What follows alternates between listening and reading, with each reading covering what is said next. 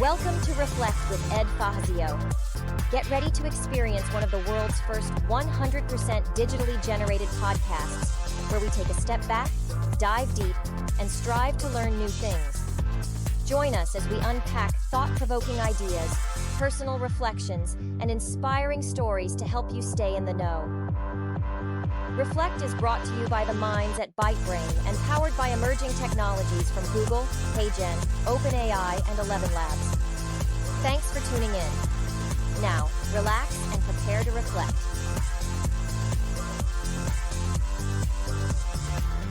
Welcome to Reflect, one of the world's first 100% AI-generated podcasts.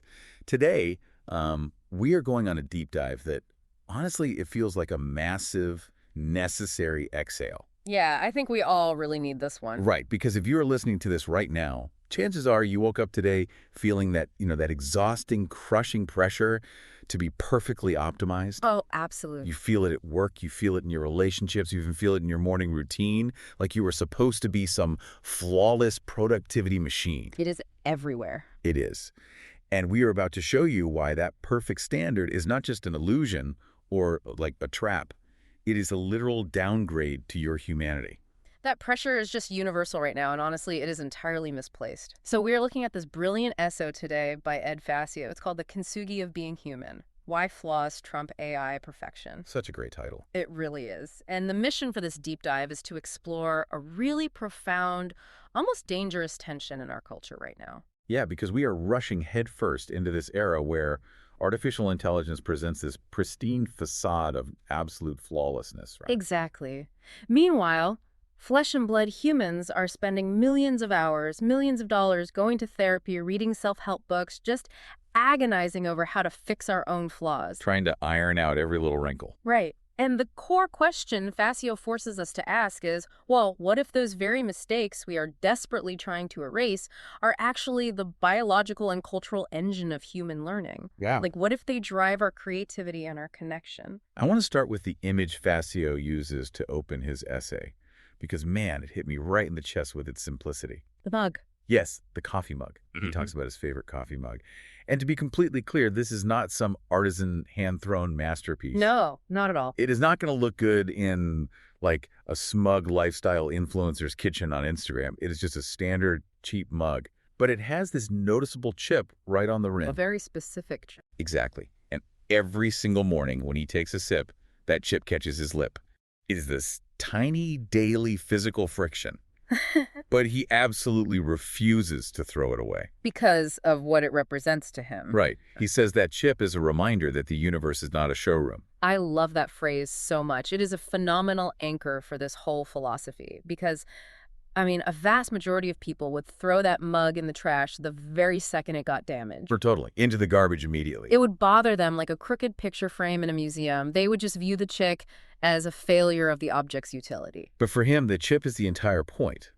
The damage is tangible proof that the mug has actually existed in the real world. It survived. Yeah, it survived a drop in the sink or a chaotic morning commute or, an overconfident elbow swipe off a crowded desk. It has a history. It has a soul. And we get so completely caught up in sanding down our own rough edges, right? We try so hard to present this incredibly smooth surface to the world. We really do.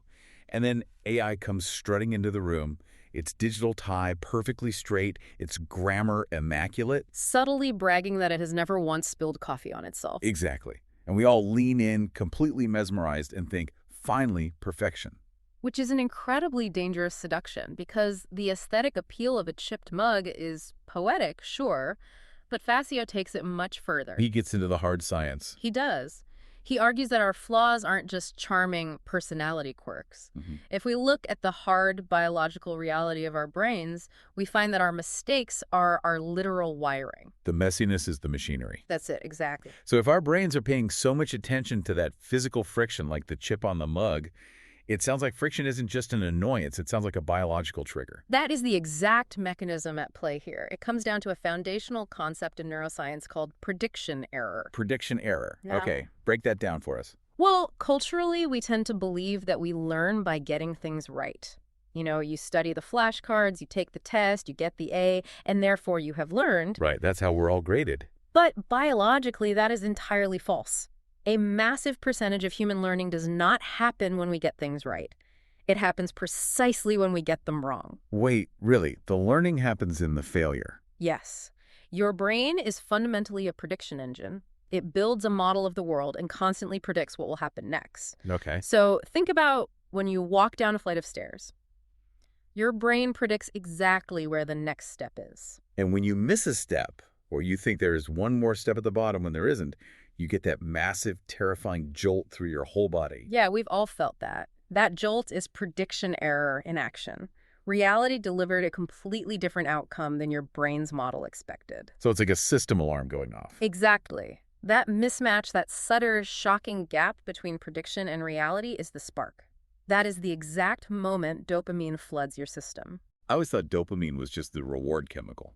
Like, feeling good. It's often talked about that way, but here it acts as a biological highlighter pen.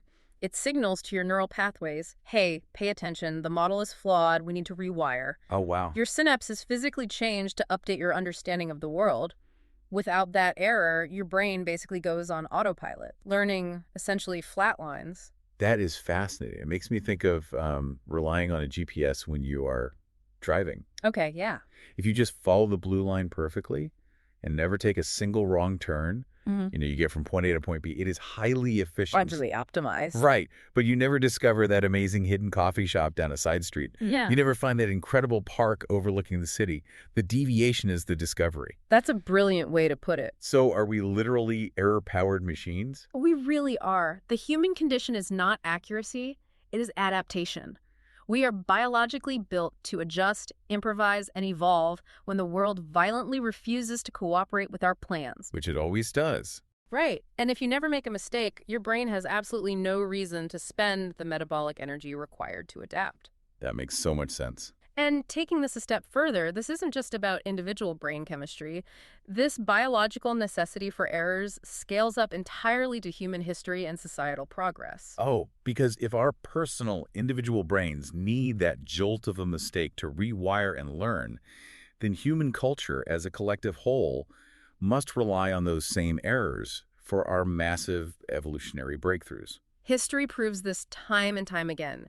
True creativity and innovation do not bloom in a vacuum of infinite possibilities where everything is smooth, predictable, and flawless. They need a spark. They need tension. Creativity requires constraints, and very often it requires a catastrophic mistake that forces an entire discipline to look at a problem from a completely new angle. Like a happy accident. Well, there's a well-documented concept in the history of science called serendipity. Scholars specifically define it as living at the intersection of chance and sagacity. Chance meaning the accident, and sagacity meaning the wisdom to recognize it. So it is not just dumb, blind luck.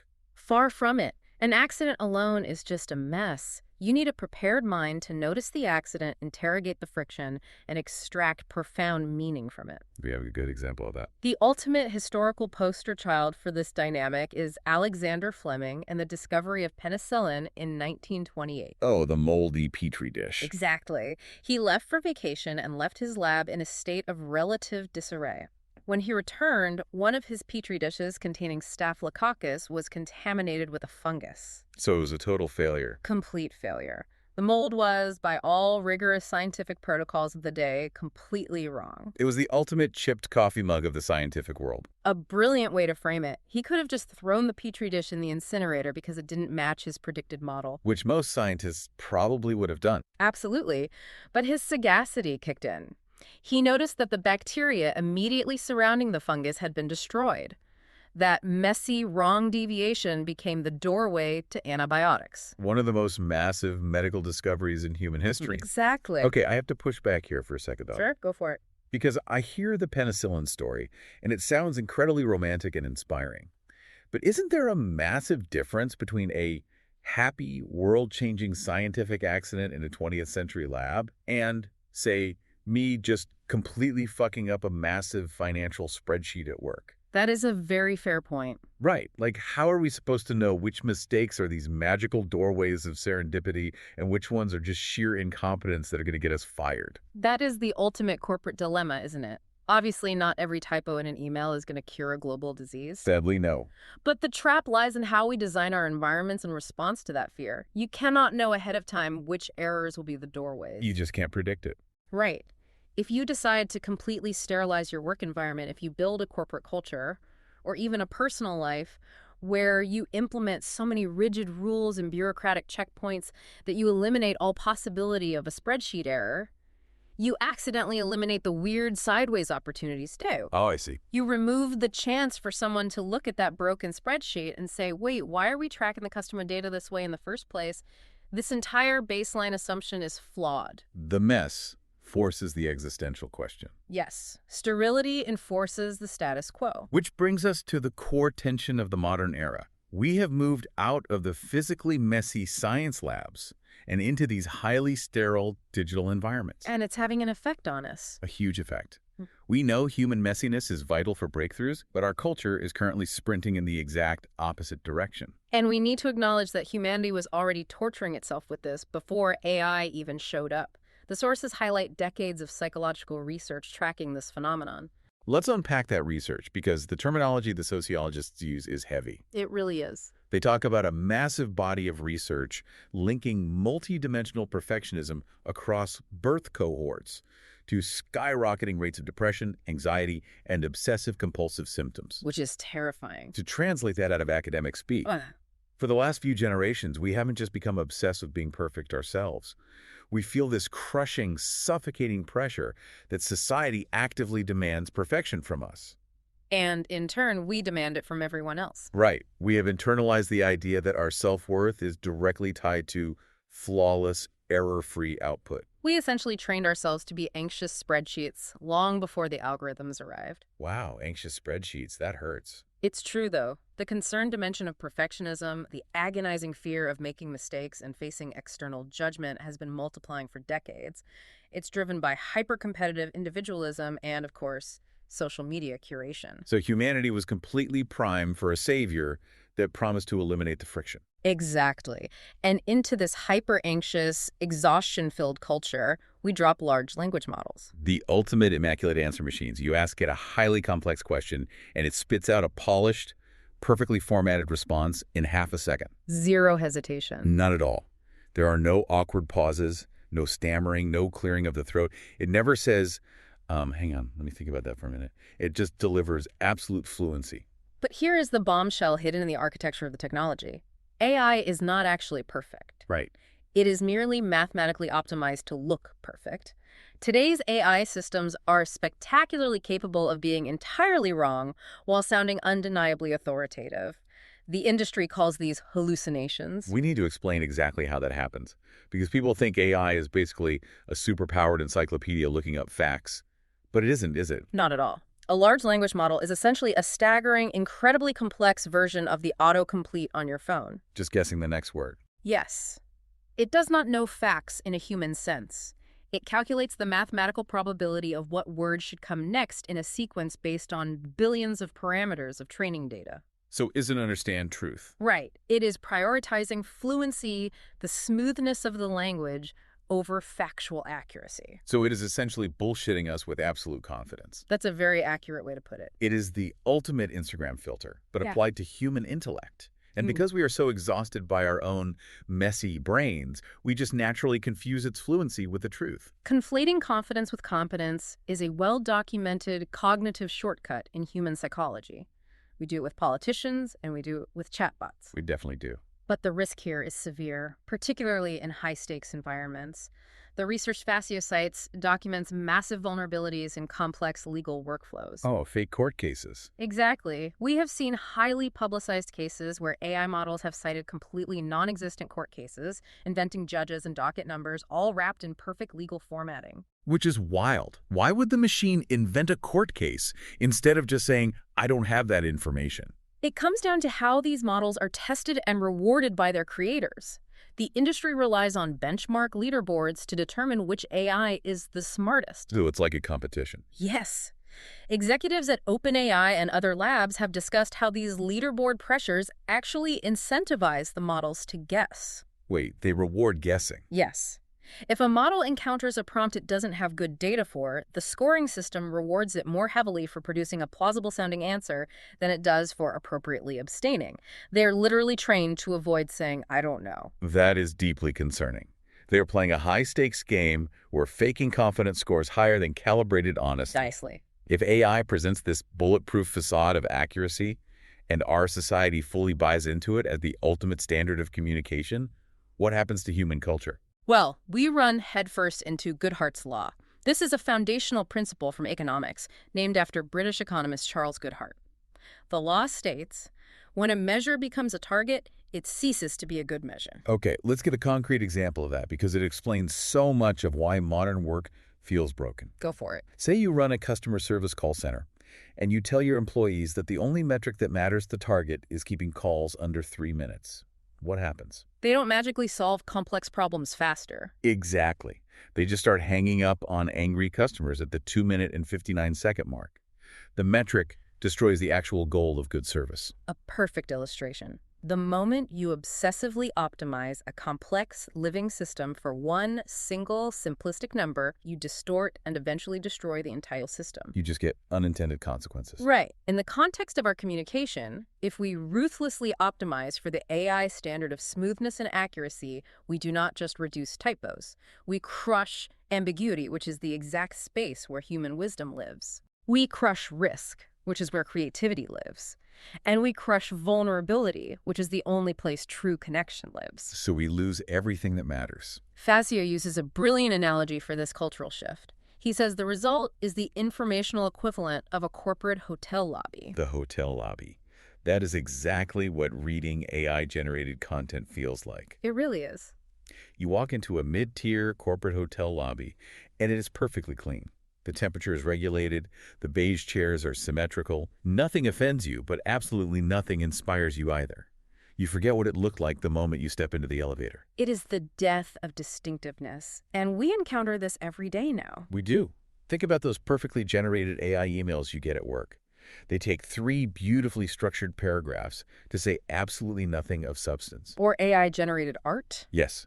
It has perfect lighting, the proportions are mathematically flawless, but you look at it and you feel absolutely nothing. It gives off this distinct uncanny valley vibe. Like it's not quite right. Usually we use the uncanny valley to describe robots that look almost human, but their eyes are dead, and it triggers a deep, creeping revulsion in our brains. Casio is applying that to meaning itself. It is communication that is almost human. It possesses the correct grammatical structure, it uses the appropriate vocabulary, but it is completely missing the seams. The human element. Right. It is missing the fingerprints. It lacks the little weird idiosyncrasies that prove a human mind actually wrestled with an idea in the dark. It becomes perfectly competent elevator music. And this leads to my biggest fear for everyone listening right now. A mirror doesn't just reflect your face. It teaches you what faces are supposed to look like. That's a profound point. If AI is our new cultural mirror, and it only ever shows us perfect, frictionless elevator music, it is going to completely rewrite our baseline expectations for each other. Like, are we going to start treating human hesitation as a sign of incompetence? That is the ultimate cultural fallout. We will start experiencing rawness as amateurish. We will mistake the natural biological friction of human thought for a defect. Think about texting your friends. Are you going to get profoundly annoyed when your best friend doesn't text you back in perfectly optimized, emotionally regulated bullet points? Probably. Or if a colleague pauses in a meeting to desperately search for the right word, are we going to subconsciously judge them as unintelligent simply because our AI assistant wouldn't have paused? If we allow that to happen, we strip the grace out of human interaction. We demand that people operate like algorithms. So the pivotal question becomes, how do we build a defense mechanism against this sterile hotel lobby culture? Because we can't just throw our laptops in the ocean and move to the woods. Exactly. So how do we actually coexist with this technology without adopting its sterile mindset? Fazio points us toward a deeply philosophical yet highly practical solution found in Japanese aesthetics. The concepts of wabi-sabi and kintsugi. I love this part of the essay. It's beautiful. Wabi-sabi is the worldview that appreciates beauty precisely because it is imperfect, impermanent, and incomplete. It argues that the flaw isn't something you desperately try to hide. The flaw is a fundamental part of the object's truth. And kintsugi is the actual physical manifestation of that philosophy. When a piece of valuable pottery breaks, the artisan does not throw it away. Like we do with the chipped mugs. Right. Nor do they try to glue it back together with invisible epoxy to pretend the trauma never happened. They repair the cracks using a special lacquer mixed with powdered gold, silver, or platinum. The fracture literally becomes the highlight of the design. The break becomes a storyline you can trace with your finger.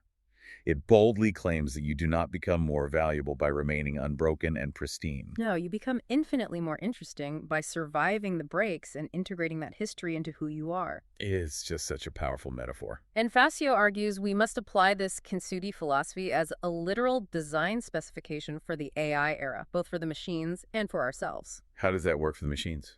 For the AI systems, a kintsugi approach demands building architectures that clearly display their own uncertainty instead of faking bulletproof confidence. So to translate that out of tech jargon, Yeah. what does that actually look like on my screen?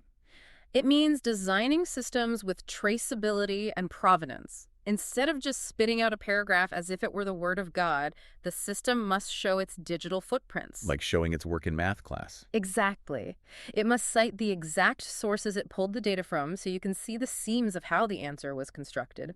Furthermore, it means programming the models for calibrated honesty. Teaching it to be humble. Yes. The machine must be taught to calculate its own internal probability of being wrong, and if the confidence is low, it must declare, I do not know the answer to this. We have to reward the AI for intellectual humility. Okay, let's aggressively ground this in reality for a second, because we do not want to sound dangerously naive here. We are not saying you should embrace imperfection when you were engineering the load-bearing beams of a suspension bridge, or coding the software for a commercial airline, or calculating the dosage for a chemotherapy drug. Definitely not. In medicine, aviation, and structural engineering, we absolutely demand rigorous, uncompromising accuracy. An AI hallucination in a legally binding contract or a medical diagnosis is not a charming wabi-sabi quirk.